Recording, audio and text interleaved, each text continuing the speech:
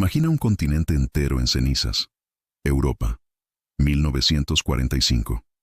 Las grandes capitales que una vez dominaron el mundo ahora son solo escombros. 60 millones de vidas perdidas. Las economías colapsadas. Naciones enteras al borde del abismo, con el hambre como pan de cada día. Las fábricas están en silencio, las monedas no valen nada y el miedo se ha convertido en una forma de vida. En medio de este panorama desolador, una pregunta resuena en los pasillos del poder. ¿Quién reconstruirá Europa? ¿Y bajo qué bandera?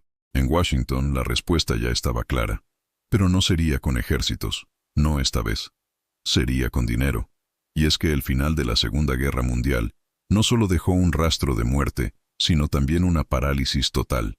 La producción industrial europea se había desplomado un 30%. El comercio internacional, que era el motor del mundo, estaba congelado. La escasez golpeaba a todos, incluso a los países vencedores. En Alemania, las ciudades eran un mar de ruinas. En Italia, el desempleo superaba el 20%, una cifra insostenible. En Francia, los trenes no funcionaban. Las minas de carbón estaban inundadas y la inflación se comía los salarios de la gente. Europa no solo necesitaba reconstruir edificios y fábricas, necesitaba algo mucho más profundo: esperanza, y con ella, estabilidad política. Porque en los barrios obreros, donde la desesperación era más palpable, las banderas rojas del comunismo empezaban a ondear con fuerza, y esa imagen para Estados Unidos era una señal de alarma. El 5 de junio de 1947, en un día que cambiaría la historia, el secretario de Estado norteamericano, George C. Marshall, subió al estrado de la Universidad de Harvard. Sus palabras resonarían durante décadas. Nuestra política, dijo, no está dirigida contra ningún país, sino contra el hambre, la pobreza, la desesperación y el caos. Con esta frase, Marshall no solo presentaba un plan, sino una nueva forma de entender la diplomacia. La reconstrucción como la herramienta de poder más sofisticada. Estados Unidos ofrecía un programa masivo de ayuda económica para toda Europa, con una sola condición: que los países beneficiarios trabajaran juntos, que colaboraran entre sí, y que fueran transparentes con sus economías. Tras meses de intensos debates en el Congreso estadounidense, el proyecto se aprobó en abril de 1948. Había nacido oficialmente el Plan Marshall, o como se le conoció formalmente, el Programa de Recuperación Europea.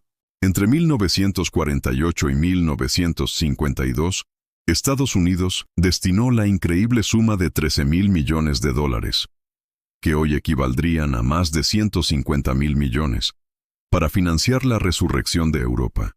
El dinero no se entregó sin más.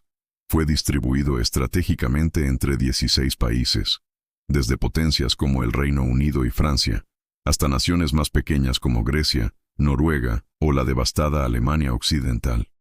Cada nación tenía una misión clara: usar esos fondos para importar maquinaria moderna, alimentos para su población, materias primas esenciales y tecnología de vanguardia. Pero a cambio, debían comprometerse a estabilizar sus monedas, equilibrar sus presupuestos y, lo más importante, fomentar la cooperación regional. Para gestionar todo esto, se creó una nueva entidad, la Organización Europea de Cooperación Económica, que hoy conocemos como la OCDE. Hay que entender algo crucial: el Plan Marshall no fue un simple acto de caridad. Fue una estrategia brillante, una apuesta calculada por un mundo donde la prosperidad económica fuera el mejor antídoto contra la revolución y el caos. Y los resultados fueron simplemente asombrosos. En apenas 4 años, la producción industrial de Europa aumentó más de un 35%. La producción agrícola creció cerca de un 10%, acabando con el fantasma del hambre. El comercio entre los países europeos se duplicó, tejiendo de nuevo los lazos que la guerra había roto. La estabilidad, por fin, regresaba a las calles. Alemania Occidental protagonizó su famoso milagro económico, resurgiendo de sus cenizas para convertirse en una potencia industrial. Francia modernizó por completo su infraestructura, y en Italia arrancó un proceso de industrialización masiva que cambiaría el país para siempre. El Plan Marshall devolvió a Europa algo que el dinero no puede comprar: la confianza en su propio futuro. Por primera vez desde la guerra, el continente volvía a creer en sí mismo. Pero esta inyección de capital tenía una cara oculta, una dimensión política inevitable. Al otro lado del continente, la Unión Soviética veía el Plan Marshall no como una ayuda, sino como una amenaza directa.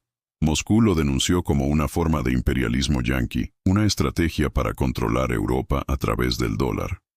Y así prohibió a todos los países bajo su influencia, a sus aliados del Este, que aceptaran la ayuda estadounidense. De esa decisión nació la fractura de Europa, la cicatriz que marcaría el siglo XX. Un Occidente capitalista, reconstruido con dólares, y un Oriente comunista, bajo la órbita de Moscú.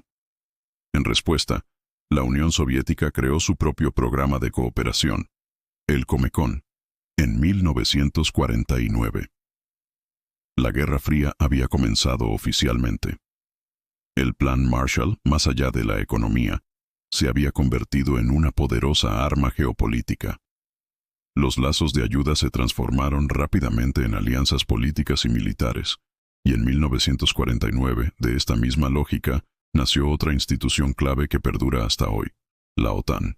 El dinero, literalmente, había trazado la nueva frontera de Europa. El legado del Plan Marshall, sin embargo, fue mucho más allá de la reconstrucción y la Guerra Fría. Sin quererlo, sembró las semillas de lo que hoy conocemos como la Unión Europea. La cooperación obligada por el plan demostró a los viejos enemigos que trabajar juntos era más beneficioso que luchar. De ahí nació la Comunidad Europea del Carbón y del Acero en 1951, que puso bajo control común las industrias clave para la guerra. Luego, la Comunidad Económica Europea en 1957. Y, con el paso de las décadas, la Unión Europea. El Plan Marshall demostró que la economía podía ser el lenguaje más poderoso de la política, que un flujo de capital bien administrado podía cambiar el destino de un continente entero.